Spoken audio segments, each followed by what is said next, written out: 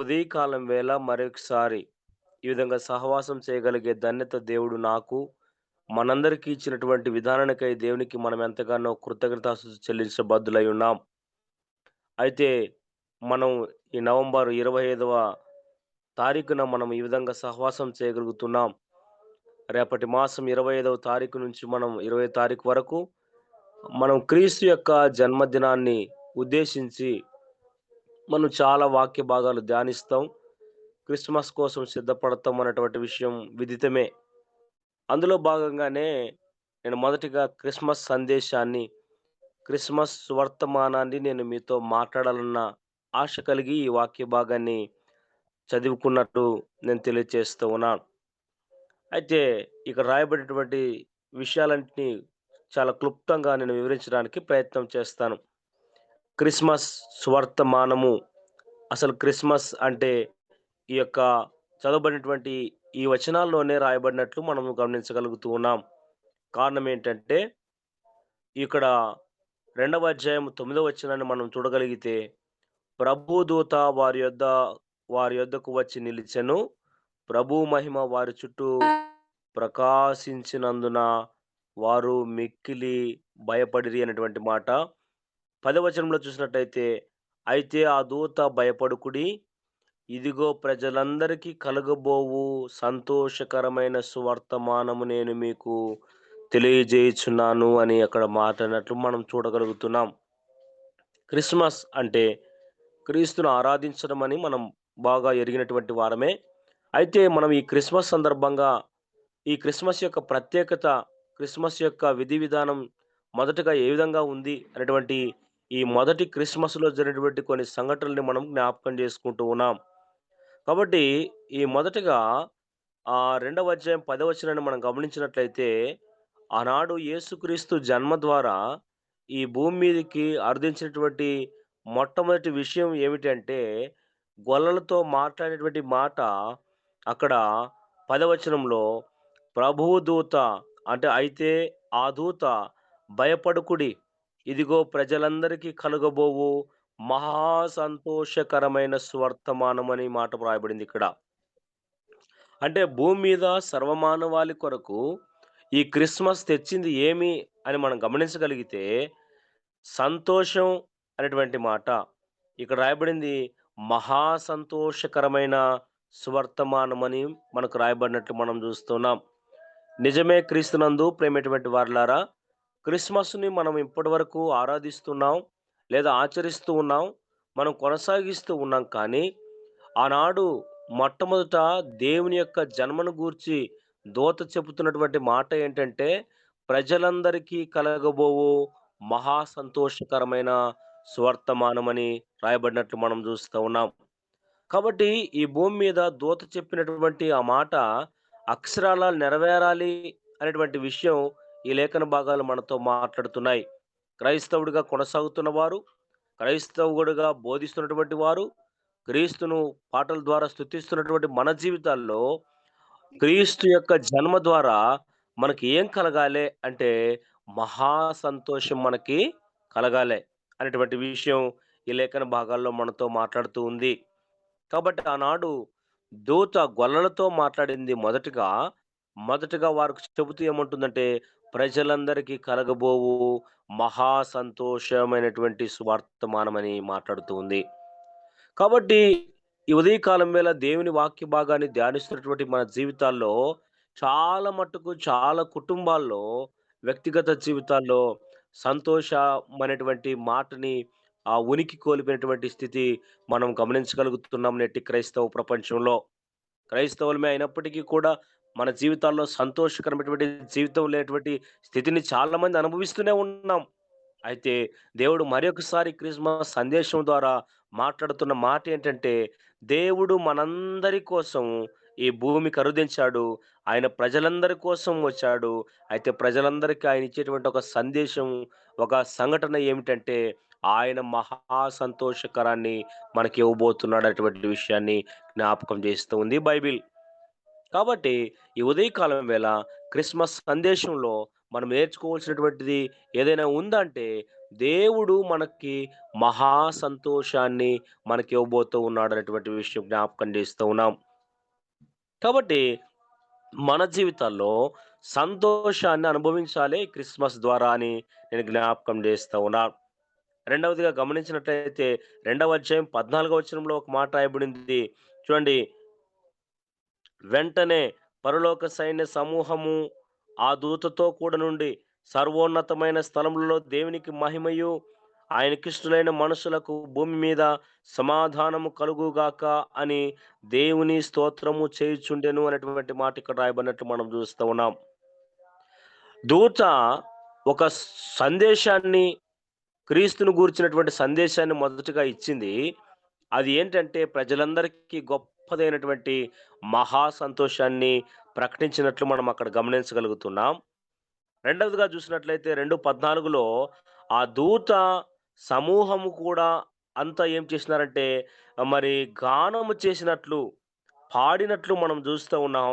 అయితే ఏమని పాడినారంటే, సర్వోన్నతమైన స్థలములలో దేవునికి మహిమ, ఆయనకిష్టులైన మనుషులకు భూమి మీద సమాధానము కలుగుగాక అని. అంటే మొదటిగా ప్రజలందరికీ సమాధానాన్ని క్రీస్తు ఈ భూమి మీదకి తీసుకురావడానికే మానవ జన్మను ఆయన ఎత్తినట్లు మనం చూడగలుగుతూ ఉన్నాం. రెండోదిగా గమనించినట్లయితే భూమి మీద మరి ఆయనకిష్టులైనటువంటి మనుషులకి సమాధానమును కలుగునుగాక అనేటువంటి మాట ఇక్కడ మనం చూడగలుగుతున్నాం. రెండవదిగా సమాధానము లేని, నెమ్మది లేని జీవితాలు ఆ భూమి మీద యేసుక్రీస్తు రాకముందు చీకటమయమైనటువంటి జీవితాలు, అంధకారమైనటువంటి ఆత్మీయ జీవితాలు మనము చూడగలుగుతాం. అయితే యేసుక్రీస్తు రాక ద్వారా ఈ భూమి మీద మనుషులకి మరీ ఏం కలుగుతా ఉందంటే, సమాధానము కలుగుతుంది అనేటువంటి విషయం ఇక్కడ రాయబడినట్లు మనం చూస్తా ఉన్నాం. కాబట్టి మన జీవితాల్లో సమాధానం చాలా మట్టుకు కరువయిందనే చెప్పక తప్పదు. నేటి క్రైస్తవ కుటుంబాలైనా, సాధారణ కుటుంబాల జీవితాల్లోనైనా సమాధానం కొరత చాలా మట్టుకు మనం అనుభవిస్తున్నాం. అయితే ఈ క్రిస్మస్ సందేశం ద్వారా దేవుడు మనతో మాట్లాడుతున్న మాటేంటంటే, మనుషులందరికీ ఆయన సమాధానాన్ని అనుగ్రహిస్తాడని దూతలు స్తుతించినట్లు మనం చూడగలుగుతూ ఉన్నాం. కాబట్టి యేసుక్రీస్తు జన్మ ద్వారా ప్రజలకి మహా సంతోషకరమైనటువంటి వాతావరణాన్ని కల్పించాడు. రెండవదిగా చూస్తే ఆయన సమాధానాన్ని అనుగ్రహించడానికి ఆయన భూమి మీదకి వచ్చినట్లు మనం చూస్తూ ఉన్నాం. పరిశుద్ధ లేఖన భాగాల్లో యెషయా గ్రంథం 9వ అధ్యాయం 6వ వచనంలో ఆయన గురించి రాయబడుతూ సమాధానకర్త అయిన అధిపతి అని ఆయనకి పేరు అని రాయబడినట్లు మనం చూడగలుగుతున్నాం. ఇక మరో చోట ఆయన సమాధానమునకే కర్తగాని అల్లరికి కర్తగాడు అని యేసుక్రీస్తుని గురించి రాయబడినట్లు మనం చూస్తూ ఉన్నాం. మొదటి కొరింథీయులకు రాసిన పత్రికలో మనం గమనించినట్లయితే ఆయన సమాధానంగా ఉండుటకు మనల్ని పిలిచెను అనేటువంటి మాట కూడా మనము గమనించగలుగుతున్నాం. సమాధానం ఎవరికి కలుగుతుందంటే సత్క్రియలను చేసేటువంటి వారికి సమాధానం కలుగుతుంది అనేటువంటి మాట మనం చూడగలుగుతాం. యోబు గ్రంథంలో మనం గమనించినట్లయితే ఆయనతో సహవాసము చేసిన యెడల మీకు సమాధానం కలుగును. అదే విధముగా మీకు మేలు కలుగునటువంటి మాటను కూడా మనం గమనించగలుగుతాం. కాబట్టి ఈ క్రిస్మస్ ద్వారా ప్రజలందరికీ మహా సంతోషము. రెండవదిగా గమనిస్తే మనుషులందరికీ భూమి మీద సమాధానము అనేటువంటి విషయం మనం గమనించగలుగుతూ ఉన్నాం.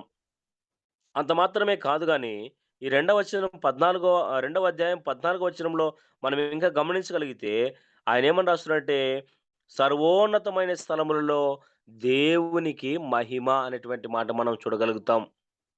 ఈ క్రిస్మస్ ద్వారా, ఈ క్రిస్మస్ ఆరాధన ద్వారా, ఈ క్రిస్మస్ సందేశం ద్వారా మనం నేర్చుకోవాల్సింది ఏమిటి అంటే, దేవునికి మహిమ కలగాలి అనేటువంటి మాట మనం చూడగలుగుతున్నాం. నేడు క్రైస్తవులుగా చాలామంది క్రిస్మస్‌ను మనం ఒక పండుగలా మనం ఆచరిస్తూ ఉన్నాం కానీ, దేవునికి మహిమ తెచ్చేటువంటి వారిగా మనము దేవుణ్ణి మనము కొనియాడాలే, దేవుని స్తుతించాలే, దేవుని ప్రకటించాలి అనేటువంటి విషయాన్ని, దేవుని అనుసరించాలనేటువంటి విషయాన్ని మనం జ్ఞాపకం చేసుకోవాలి. చాలామంది క్రిస్మస్ చేస్తారు గానీ, క్రీస్తు లేని క్రిస్మస్‌ని మనం చేస్తున్నాం చాలామందిమి. కదా! స్టార్‌కిచ్చిన విలువ క్రీస్తుకి ఇవ్వడం లేదు.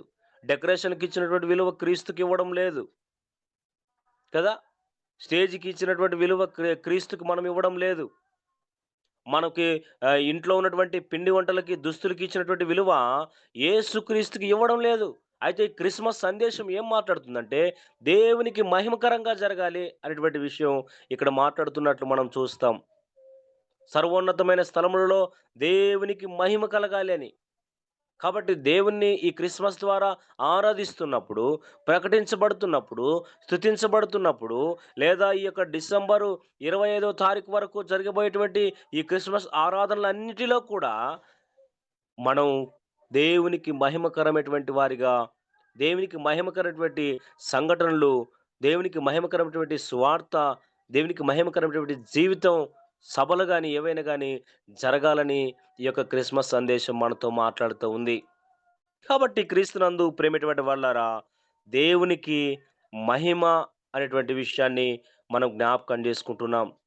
కాబట్టి దేవుని మహింపరచాలి. దేవుని ఘనపరచాలి. కారణం ఏంటంటే, ఆయన దేవుడిగా ఉండి, నరావతారిగా భూమి మీదకి అవతరించి, నరుల రక్షణ కోసం, నరుల సంతోషం కోసం, నరుల యొక్క సమాధానం కోసం ఆయన మానవుని యొక్క స్థితిని అనుభవించడానికి దీనునిగా ఆయన జన్మించినట్లు మనం చూడగలుగుతున్నాం. కాబట్టి ఈ క్రిస్మస్ ద్వారా దేవునికి మహిమ తెచ్చేటువంటి వారిగా ఉండాలి అని ఈ లేఖన భాగం మనతో మాట్లాడుతూ ఉందని నేను జ్ఞాపకం చేస్తా ఉన్నాం. అంత మాత్రమే కాకుండా రెండవ అధ్యాయం 17వ వచనాన్ని కూడా మనం జ్ఞాపకం చేసుకుంటే అక్కడ రాయబడింది ఒక మాట ఏంటంటే చూడండి. రెండవ అధ్యాయం 17వ వచనంలో వారు చూచి ఈ శిశువును గూర్చి తమతో చెప్పబడిన మాటలు ప్రచురము చేసిరి అనేటువంటి మాట అక్కడ రాయబడింది. ఇది గొర్రెల కాపరులు మరి ఆ వార్తను విన్నటువంటి వారు ఏం చేశారంటే, యేసుక్రీస్తును దర్శించినట్లు మనం చూడగలుగుతాం. అంత మాత్రమే కాకుండా అక్కడ తమతో కూడా చెప్పబడిన మాటలు ప్రచురము చేసినటువంటి మాటను మనం చూడగలుగుతున్నాం. ఈ క్రిస్మస్ సందేశం మనతో ఏం మాట్లాడుతుందంటే, క్రీస్తును ఈ మానవుడిగా జన్మించినటువంటి స్థితిని ఎరిగినటువంటి నీవు, క్రీస్తును రక్షకుడిగా అంగీకరించినటువంటి నీవు, క్రీస్తును దర్శించినటువంటి నీవు, క్రీస్తుని నీ హృదయంలో ఆహ్వానించినటువంటి నీ జీవితంలో నీవు చేయవలసినటువంటి పనేమిటంటే, కాపరులు వారితో మాట్లాడిన మాటలన్నిటిని ప్రచురము చేసినట్లు, నీవు నీ జీవిత కాలమంతా ఆయనను గూర్చి, ఆయన జన్మను గూర్చి, ఆయన రాకను గూర్చి, ఆయన యొక్క పునరుత్థానమును గూర్చి, నీవు మరణ పునరుత్థానం గూర్చి నీవు ప్రచురము చేయవలసినటువంటి అవసరత ఎంతైనా ఉంది అని ఈ లేఖన భాగం మనతో మాట్లాడుతుంది. ఆనాడు మొట్టమొదట క్రీస్తు జన్మను ప్రకటించినటువంటి దూతలు, ఆ మాటలు విన్నటువంటి గొర్రెల కాపరులు ఏం చేశారంటే, ఆయన గూర్చినటువంటి మాటల్ని ప్రచురము చేసినట్లు మనం చూస్తూ ఉన్నాం. కాబట్టి సువార్తను అందించినట్లు మనం గొర్రెల కాపరుల్ని మనము ఇక్కడ అర్థం చేసుకోవాలి. మొట్టమొదట సువార్త ఎవరు ప్రకటించారు యేసుక్రీస్తుని గురించంటే, గొర్రెల కాపరులే. కాబట్టి ఈ క్రిస్మస్ సందేశం ద్వారా, ఈ క్రిస్మస్‌ను ఆరాధిస్తున్నటువంటి నా జీవితంలో మనము ఒక సువార్త పత్రికలుగా మారాలని లేఖన భాగం మనతో మాట్లాడుతుంది. నీవు ఒక సువార్థికుడిగా మారాలి.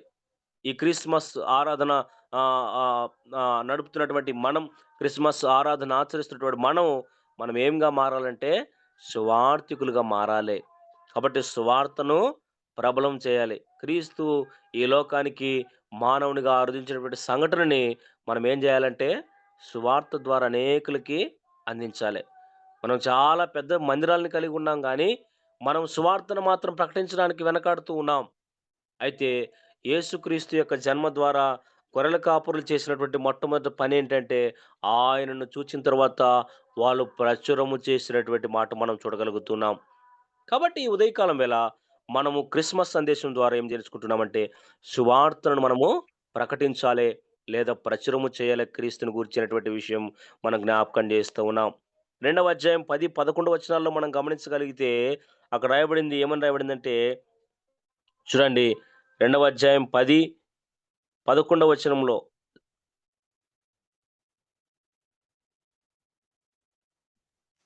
దావీదు పట్టణమందు నేడు రక్షకుడు మీ కొరకు పుట్టియున్నాడు. ఈయన ప్రభువైన క్రీస్తు. దానికిదే మీ కానవాలు.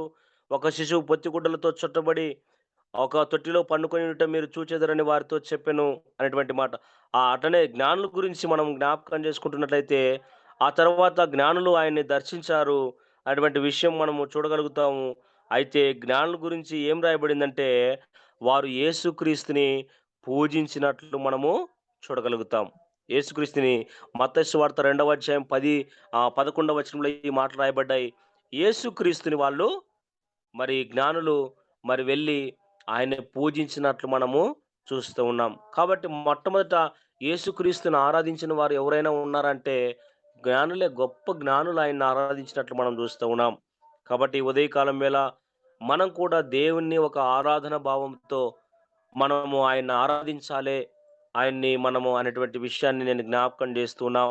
కాబట్టి ఈ క్రిస్మస్ సందేశం ద్వారా మనం యేసుక్రీస్తుని అంగీకరించి, ఆయన అనుగ్రహించేటువంటి ఆత్మీయమైనటువంటి సంతోషాన్ని మనం అనుభవించి, సమాధానాన్ని పొంది, మనం సువార్తను ప్రకటిస్తూ, క్రీస్తును ఆరాధిస్తూ, దేవునికి మహిమ తెచ్చేటువంటి జీవితాన్ని మనం జీవించాలే అని ఈ లేఖన భాగం మనతో మాట్లాడుతున్నట్లు మనం గమనించాలి అని నేను జ్ఞాపకం చేస్తా ఉన్నాం. కాబట్టి ఈ ఉదయకాలం వేళ ఈ క్రిస్మస్ సందేశాలను మనం వింటున్నటువంటి మనము, క్రీస్తుని రక్షకుడిగా అంగీకరిస్తున్నటువంటి మనము ఏం చేయాలంటే, ఈ భూమి మీద దూత చెప్పినట్లు మనము సంతోషాన్ని అనుభవించాలి. మరి దూతలు గానము చేసినట్లు సమాధానాన్ని మనము అనుభవించాలి. దూతలు పాట పాడినట్లు దేవునికి మహిమకరమైనటువంటి జీవితాన్ని మనము ప్రారంభించాలి. గొర్రెల కాపరులు ప్రచురం చేసినట్లు మనం క్రీస్తుని గూర్చి ప్రకటన చేయాలి. జ్ఞానులు ఆయన్ని దర్శించి పూజించినట్లు మనము ఆయనను ఆరాధన చేయాలి అనేటువంటి విషయాన్ని ఈ లేఖన భాగాల ద్వారా తెలియజేస్తా ఉన్నాను. అట్టి కృప మనకును సకల పరిశుద్ధులకు దేవుడు అనుగ్రహించును గాక. ఆమేన్. ఆమేన్.